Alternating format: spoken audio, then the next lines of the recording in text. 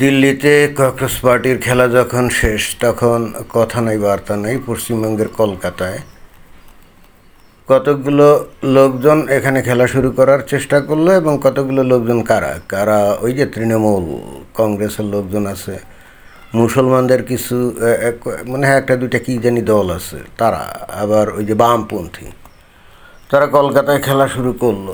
তারা সেখানে জড়ো হলো এবং দিনটাকে বেছে নিল কি শুক্রবার, তাই না? কেন শুক্রবার বেছে নিল? কারণ নর্মালি এই খেলায় সাধারণ লোকজন তেমন যাবে না, কারণ তারা তো খবর টবর রাখে যে খেলা তো শেষ। আর সদ্য তৃণমূল কংগ্রেস পরাজিত হয়েছে, তাদের নেতাকর্মী বিভিন্ন জায়গায় অত্যাচারিত নির্যাতিত হচ্ছে, তাই না, অপমানিত হচ্ছে। তো তারা তো এখন নিজের জান নিয়ে দৌড়ের উপরে আছে, তারা কি খেলতে যাবে নাকি? খেলতে গেলে তারা বিপদ হবে, তাই না? এখন মমিন মুসলমানরা ওরা তো ভয় টয় করে না, খেয়াল করেছে, ওরা কিন্তু অকুত ভয় সৈনিক, বীর পুরুষ। তো শুক্রবারে ওরা তো ওই জুম্মার নামাজ পড়ে, কলকাতায় তো অনেকগুলো ইয়ে আছে, মসজিদ আছে।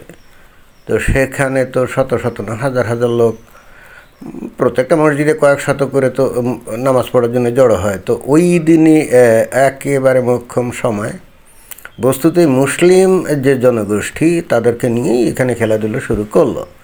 অর্থাৎ জমায়েত শুরু হলো কোথায়? ধর্মতলা, ওখানে না, ওইখানে চাইছিল, ওখানে যেতে পারে নাই। পরবর্তীতে শিয়ালদা স্টেশনের সামনে যে ফাঁকা জায়গা আছে ওখানে, তারপর ওখান থেকে তারা মনে হয় অবশেষে গেছিলো ধর্মতলা। তো ওখানে দেখলাম যে ছাত্র মানে মিছিল, যেটা খেয়াল করলাম আর কি, মিছিলগুলো তো দেখলাম।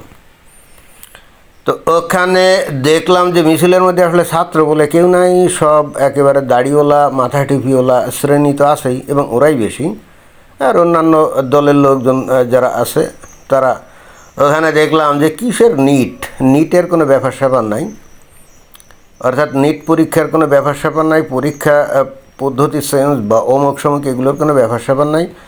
নরেন্দ্র মোদীর বিরুদ্ধে বিক্ষোভ করছে, নরেন্দ্র মোদীর পদত্যাগ চাচ্ছে, নরেন্দ্র মোদীর ছবিতে জুতা ফেটা করছে। আবার একটা ছেলে দেখলাম নরেন্দ্র মোদীর ছবি সম্বলিত ওই যে পোস্টার, সেটা আগুন জ্বালিয়ে দিয়ে সেই আগুন থেকে সিগারেট ধরায় টানতেছে। তো এই হলো ঘটনা। তো এরপর দিন শনিবারেই মনে হয় নাকি সেই দিনই, কে জানে, এই যে বিধানসভায় এখানে এই যে শুভেন্দু অধিকারী চিফ মিনিস্টার মানে মুখ্যমন্ত্রী, উনি দেখলাম বললেন যে 70 জনকে চিহ্নিত করা হয়েছে যারা নাকি আসলে গুন্ডা, সমাজ বিরোধী। তারা বস্তুত এই নিট আন্দোলনের ফাঁক গলে এসে তারা তাণ্ডব চালিয়েছে, ভাঙচুর করছে। এবং উনি দেখলাম যে বললেন যে এই 70 জন গুন্ডা যাদেরকে চিহ্নিত করা হয়েছে, এদেরকে নতুন প্রণীত যে গুন্ডা দমন আইন, যে আইনে একেবারে ধরলে 1 বছর কোনো জামিন টামিন নেই, একেবারে সোজা হাজতে পৌঁছতে হবে। তো ওই গুন্ডা দমন আইনে নাকি 70 জনের বিরুদ্ধে কেস করা হয়েছে। এবং দেখলাম যে উনি ঘোষণা দিলেন 5 জন না 6 জনের নাম যাদেরকে অলরেডি গ্রেপ্তার করা হয়েছে। এবং লাস্ট খবর পর্যন্ত মনে হয় 15-16 জনকে গ্রেপ্তার করা হয়েছে। এবং বিস্ময়কর ব্যাপার হলো তাদের মাত্র 2-3 জন বাদে আর বাকি সবাই কিন্তু একটা নির্দিষ্ট শ্রেণী, বলতেই হয় যে মুসলমান শ্রেণী। এবং যারা ওই আন্দোলনে গেছিল ওদের বয়স কিন্তু 40, 45, 50 এরকম। তো ওদের সাথে তো ভাই নিট আন্দোলনের কোনো সম্পর্ক তো নেই, তাহলে ওরা কী জন্যে গেছিল? মানে এই যে বিজেপি জিতে আসার পর, এই যে তৃণমূল কংগ্রেসের আমলে এই যে মুসলিম কিছু লোকজন যারা নাকি মাথায় উঠে গেছিলো, খোদ ওই মমতা বন্দ্যোপাধ্যায় যাদেরকে মাথায় তুলে নিয়ে একেবারে নাচতো এবং বলতো এরা হলো দুধেল গাই, আমরা এই গাইদের একটু দুধ খাবো, অথচ মাঝে মাঝে একটু লাথি ওষ্ঠা খাবো না, তা কি হয়? এইভাবে তাদেরকে মাথায় চড়াইছিল।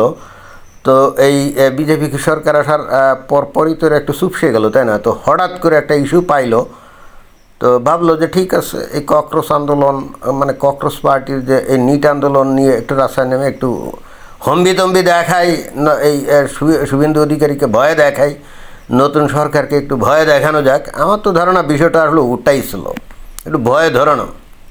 কিন্তু শুভেন্দু অধিকারী তো ভিন্ন কিসিমের লোক, তাই না? মমতা বন্দ্যোপাধ্যায়ের সাথে ছিল না, সে চরিত্র সম্পর্কে জানে না, জানে তো। তারপরে এই যে বামপন্থী যারা আছে তাদের চরিত্র সম্পর্কে জানে না, মুসলমানদের চরিত্র সম্পর্কে জানে না, খুব ভালো করে জানে। হুঙ্কার দিয়ে দেখলাম বলছে বিধানসভায় যে এদের এমন শাস্তি হবে, এদের 3 পুরুষ এইটা মনে রাখবে। 14-15 জন অলরেডি গ্রেপ্তার হয়ে গেছে, 14-15 জন অলরেডি গ্রেপ্তার হয়ে গেছে। এবং ইন্টারেস্টিং ব্যাপার হলো এদের এই যে জমায়েত বা মিছিল, এখান থেকে স্লোগান উঠছে আজাদি আজাদি। বুঝলাম না কিসের আজাদি? আজাদি মানে কি? স্বাধীনতা, তাই না? মুক্তি, স্বাধীনতা। আজাদি মানে তো স্বাধীনতা। তো ভাই কিসের স্বাধীনতা? মানে কার স্বাধীনতা? কার থেকে কিসের স্বাধীনতা? এরা আন্দোলনে নামছে, মানে এরা মিটিংয়ে নামছে, মিছিলে নামছে কিসের জন্য? নিট পরীক্ষার প্রশ্নপত্র ফাঁস হয়েছিল, পরীক্ষা পদ্ধতি দুর্বল, যে কারণে প্রতি বছর এই পরীক্ষাপত্র ফাঁস হয়ে যাচ্ছে। তাতে করে যারা প্রকৃত মেধাবী তারা চান্স পাচ্ছে না। আসলেই তো খুবই তো খারাপ ব্যাপার। এটা কেমন ধরনের কথা যে যারা নাকি মেধাবী, পড়াশোনা করছে, ডাক্তার হবে, ইঞ্জিনিয়ার হবে, এরকম, তাই না? তো সেই টেস্ট পরীক্ষায় যদি খারাপ মানে করে, প্রশ্নপত্র ফাঁস করে দেয়। যৌক্তিক বিষয়টা, কিন্তু যৌক্তিক, কিন্তু এই যৌক্তিক বিষয়টার সমাধান তো অলরেডি হয়ে গেছে। যারা প্রশ্নপত্র ফাঁস করেছিল তাদেরকে গ্রেপ্তার করা হয়েছে। এই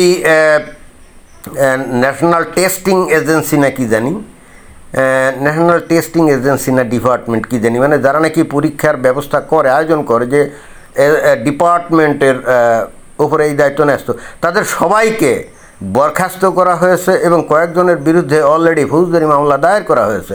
যে ধরনের ঘটনা কেন ঘটলো। আর যারা মেধাবী ছাত্র তারা তো মনে করেন যে আগের পরীক্ষায় হয়তো পাশ করেছিল, এখন প্রশ্নপত্র ফাঁস হয়ে যাওয়ার পরে ওই পরীক্ষা বাতিল করে নতুন পরীক্ষা হলো। 20 জন না 21 জন নাকি ছাত্র আত্মহত্যা করছে গোটা দেশে। তো তাদের প্রত্যেক পরিবারকে 1 কোটি টাকা করে ক্ষতিপূরণ দেওয়ার ঘোষণা দিয়েছে এই সরকার, মেনে নিয়েছে। শিক্ষামন্ত্রী পদত্যাগ করছে, তাই না?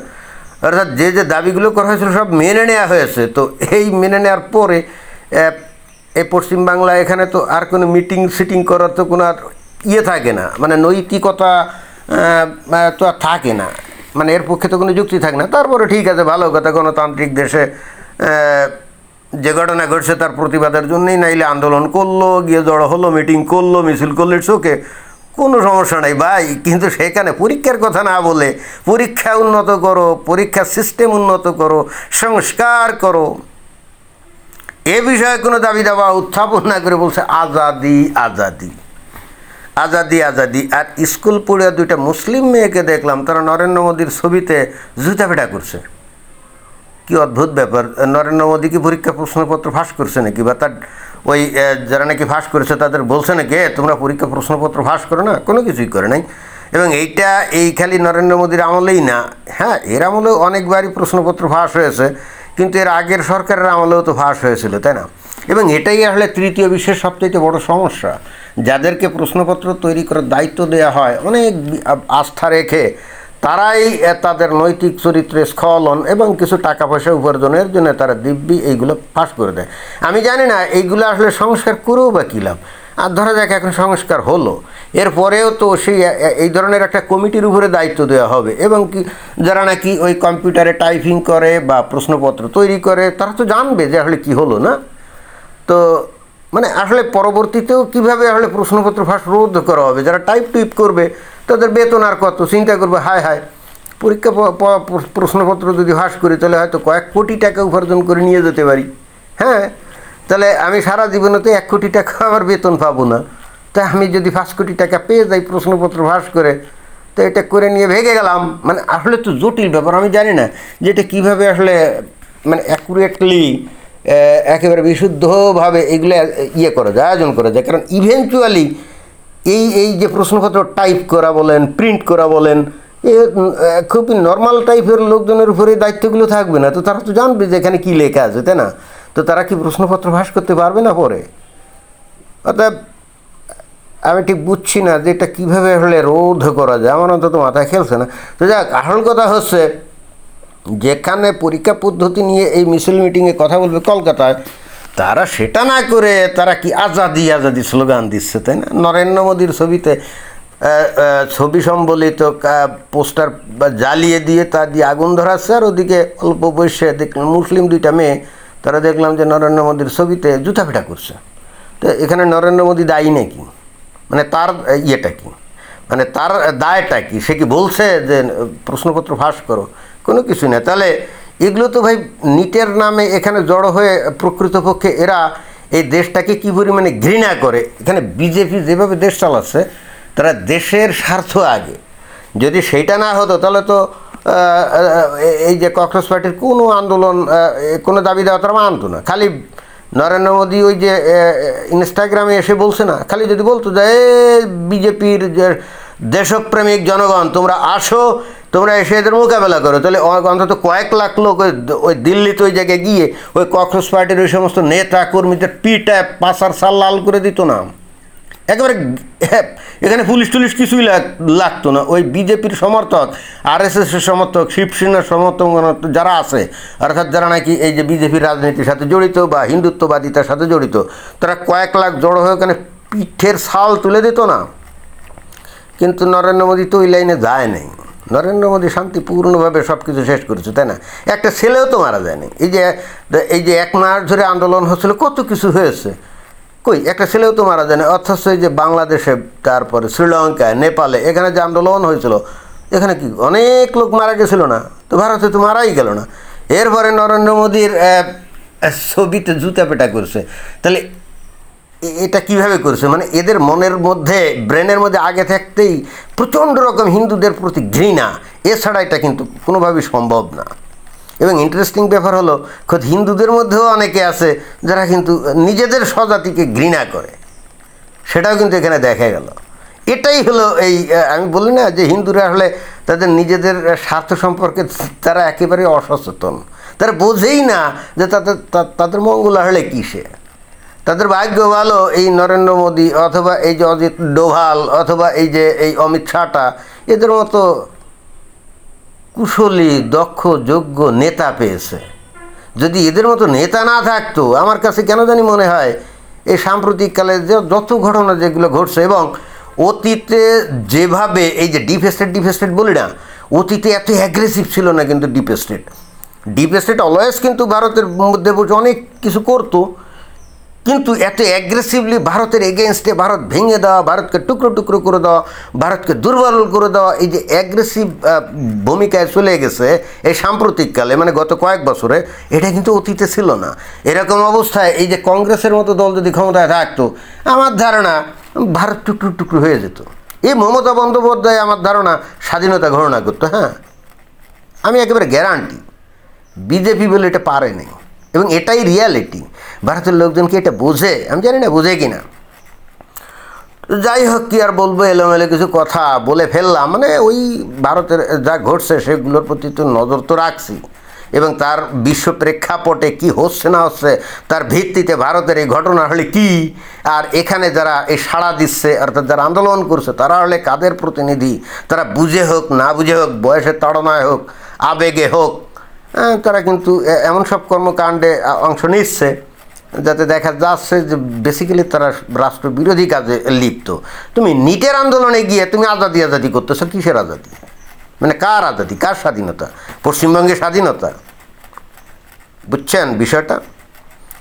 তো শুভেন্দু অধিকারী বলছে এদের পিঠের ছাল চামড়া তুলে, না ছাল চামড়া না, বলছে যে এমন শাস্তি এদের দেওয়া হবে 3 পুরুষ এরা মনে রাখবে, নাকি 14 পুরুষ বলছে কে জানে। আমরা অপেক্ষায় থাকলাম, দেখি। খালি মুখে স্যাটাং কথা বললে তো হবে না, বাস্তবে তো দেখাতে হবে নাকি। অপেক্ষায় থাকলাম দেখার। ধন্যবাদ।